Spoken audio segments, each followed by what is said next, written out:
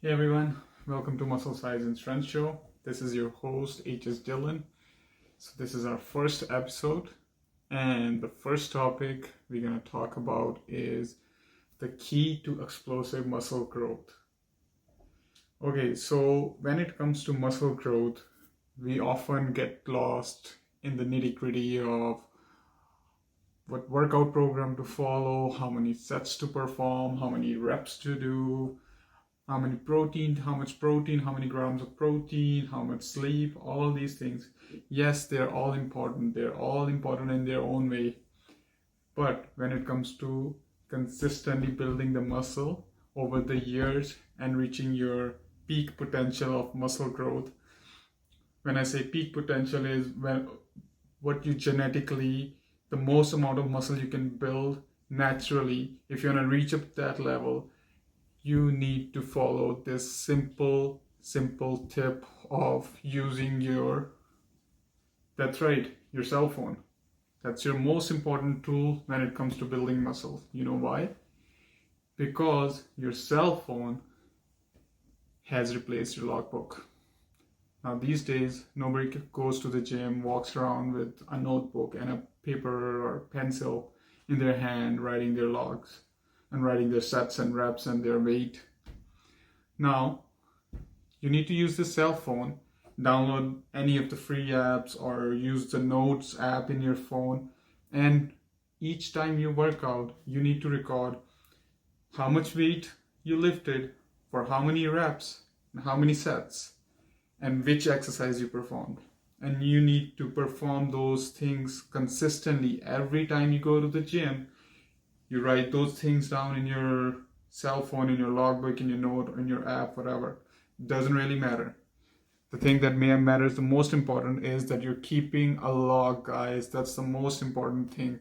Because if you're not keeping the log, you don't know what you did last week and what you need to do the following next week. So, if you ask me, why is it important to keep a record or keep a track of your workouts? We all know why it's important to keep a track of your calorie intake, so that you know how much you're consuming, and so that you can track if you want to gain weight or lose weight, or sorry about that, guys.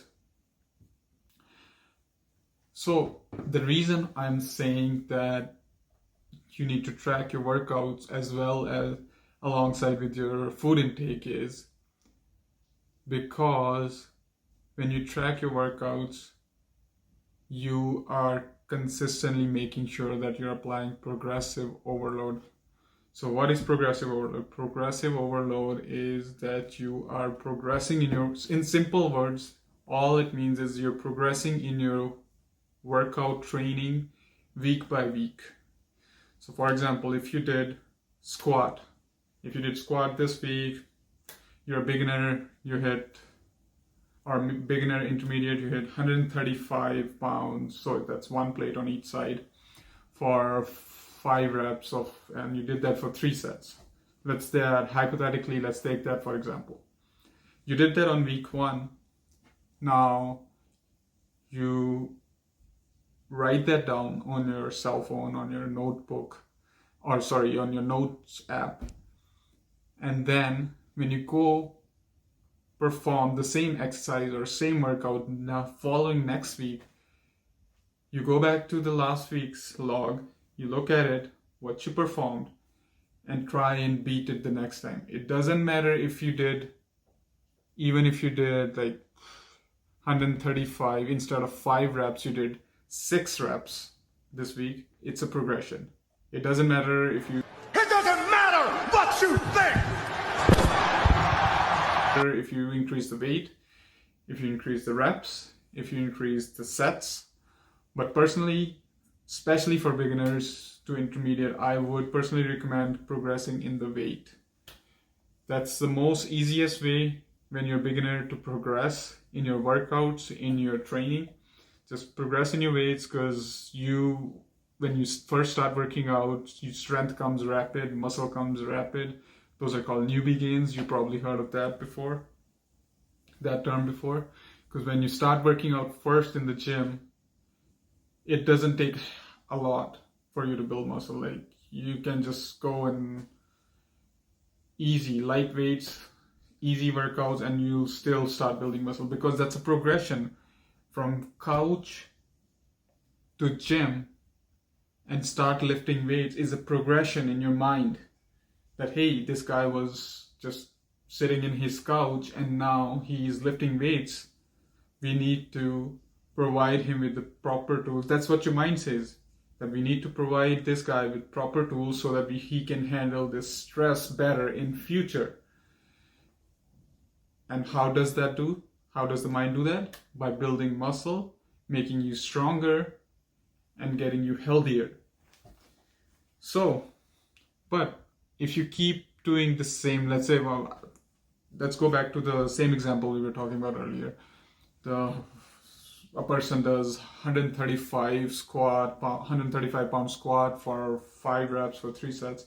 If that person goes the following week, does the same thing, and the following week, same thing, following same week, same thing, guess what's gonna happen? It's not gonna build any muscle. It's gonna build the amount of muscle that amount of stress requires. That's it. After that, the body is gonna stop building. It's just gonna maintain that muscle, and that's it. If you wanna go beyond that, you gotta add more weight. You gotta, instead of 135, go following week, go 140. The following week, go 145 for 5 reps for 3 sets. So keep the reps and sets the same. Keep moving the weight up. 5 pounds a week, 5 pounds a week, 5 pounds a week. Even if you do in some weeks, it doesn't. When I say progress, I mean in the long term. It doesn't have to be, I don't say short term, guys. Your progression doesn't come each and every week. So your graph doesn't go straight up. It goes like this. It goes up and down, up and down, up and down. So some weeks you'll make progression, some weeks you might not. There's several factors that affect that. Your sleep can affect that, your food intake, your protein intake, your stress outside of the gym, and your fitness routine, just like the regular life stress, that can affect it. So the goal is not to progress linearly. The goal is to progress in long term. That's all, guys. I hope you enjoyed this episode. We will be back again with another episode. We'll see you tomorrow. Until then, take care, stay fit, stay healthy.